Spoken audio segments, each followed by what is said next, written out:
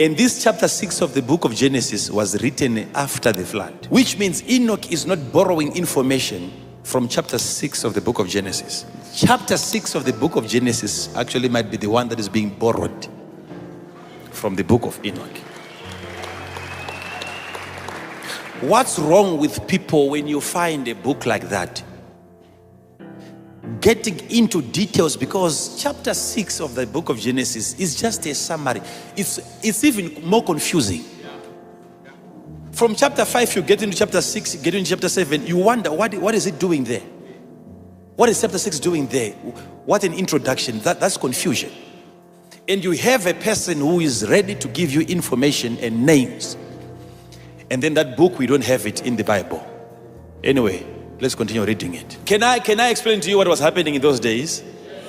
Okay, just to give you a clue of really what was happening. And Jesus talked about it. Look at Matthew 24, verse number 38. These words are in red. Jesus said, "For as in the days that were before the flood," days before the flood, right? In another gospel you hear, in the days of Noah. Okay? For as in those days that were before the flood, they were what? Number one? Number two? Number three? Until what? The day that Noah entered into. Okay, so before Noah entered into the ark, that is in chapter 7, chapter 8, chapter 9, and so on. Chapter 6, you see there is eating there, and there is drinking there, and there is marriage there in chapter 6, where daughters of men were being married. So if Jesus comes to you, please look at me, youth. Look at me. Jesus is now telling you that in those days, before the flood, there was eating, there was drinking, there was marrying. And Jesus is giving that as an illustration that the same is also going to happen before my coming. Before the second coming, before Jesus comes, you are going to have the same things happening before he appears. Which means there's going to be eating, there's going to be drinking, there's going to be marrying. Please, if I'm lost, I'm your father, please help me.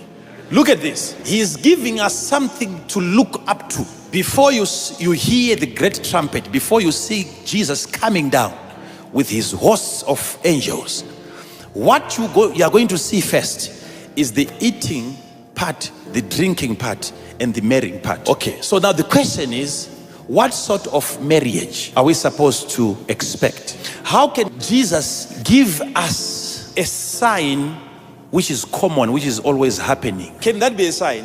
Can Jesus say, okay, when you see people eating and drinking and marrying, then you will know I'm coming? People have been eating. We're supposed to eat. If we don't eat, we die. So what kind of eating is he talking about? What kind of drinking is he talking about? All right? Are you ready for this now? Which means it's not all about eating, but what they were eating. It's not all about drinking, but what they were drinking in those days. It's not all about this marriage that we now have. But there was another kind of marriage in those days where spirits were now marrying human beings.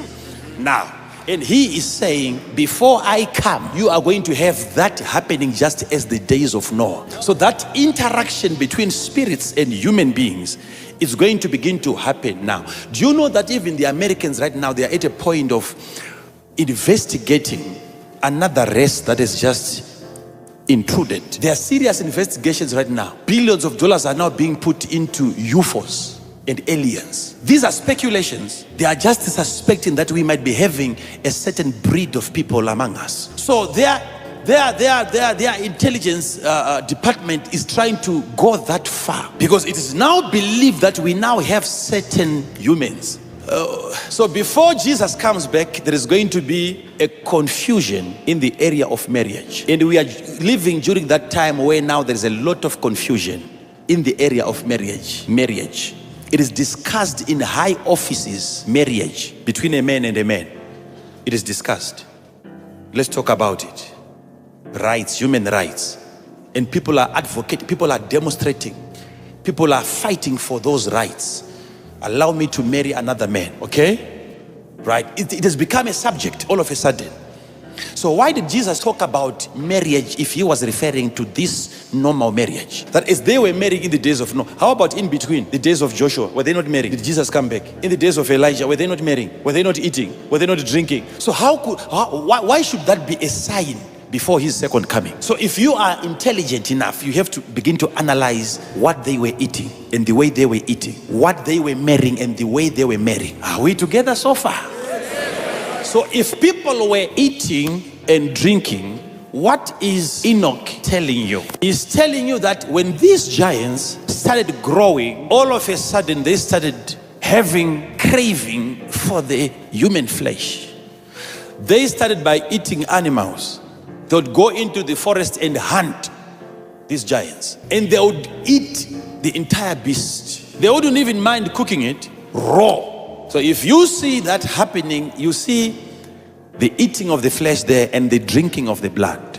And Enoch now is explaining to you that when they sinned against even the reptiles, even against the fish, even against the beasts of the field, it means they were eating up every creature. And when they realized that now it is difficult to find a buffalo, they turned against mankind and started eating human flesh. That's when people cried and they were screaming unto the Lord. And that's why God himself said, no, I have to send a flood. That was the disaster, the chaos that was there during that time. Okay. Just to give you a scripture that might remind you of the same things that Enoch is talking about, look at Numbers chapter number 30, verse number 32. Remember of the spies that went into the promised land. Was that after the flood or before the flood? After the flood, right? So we'll talk about what happened after the flood. But look at this. Numbers 13, verse number 32. When the spies came back from spying the land, listen to me, look at me here. When they came back from spying the land, remember what happened. Spies were sent, 12 of them, into the promised land to spy. Okay? Who were staying there in the promised land? The Canaanites. It was in Canaan, right? And the inhabitants of Canaan were the Canaanites. We'll talk about the Canaanites very soon. They were giants. Remember, they came back and they brought an evil report of what they saw. And they said, we have seen that the land is good, but there are giants, which means the Nephilims. They are the Nephilims, the same word. They are the Nephilims in the land. And the land eats up its own inhabitants. That's the part that we don't see every time when we read the Bible. Can you see that?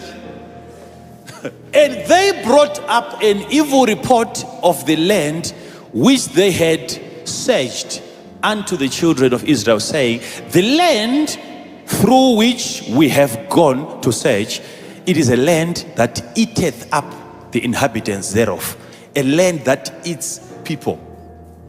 Okay, so okay, these spies, they are saying, during the time that we were in that land, we took time to study their behavior. The reason why they are coming back and saying we are like grasshoppers to them, it means they eat us like grasshoppers.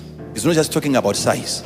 And number two, during that time when they were spying the land, because if you are sent to spy, you have to know the character, you have to know the culture of the people, you need to know, you have to have every detail concerning the person that you are spying on.